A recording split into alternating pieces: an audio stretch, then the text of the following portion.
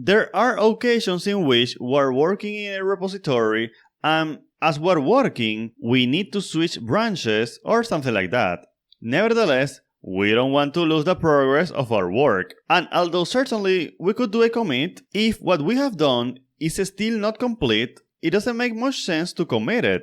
An alternative would be to do a stash. A stash, which basically means hide, allows us to take the changes we have done, but that are not ready to be committed, and save them in a special place. In that way, we can continue that line of work later. We must take into account that stash is local. Therefore, what you put in stash will not be shared with other people unless you do a commit. Let's see an example of this. I want to create a new branch, so I will say git switch -c stash example, enter. And now I want to modify my master file.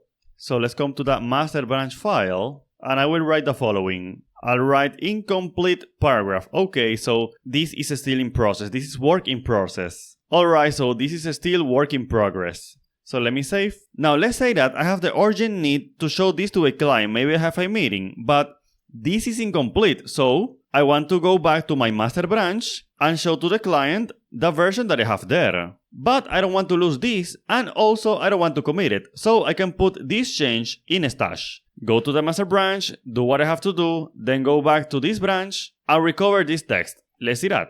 Let's come here. I will say git stash save, and I can give it a name like writing paragraph, or more than a name, a description. So paragraph, enter. Now, two things just happened. The changes that we did were stored in stash, and also those changes were removed from the working directory. If we come back here, we are going to see that now we don't have that incomplete paragraph anymore. In this way, now I can, for example, say git switch master, have my meeting with the client, show him this file, and then when I'm done, I can come back here, I can come back to the stash example branch, and then I can continue working. But first I want to say git stash list so that we can see what we have in a stash. So enter, and as you can see we have writing paragraph. Excellent. Now if I want to remove this from stash and apply those changes back into the working directory, I can say git stash pop, enter. And now two things happen. The first one is that now this is not in stash anymore. If I say git stash list, you are going to see that we don't have anything in stash anymore.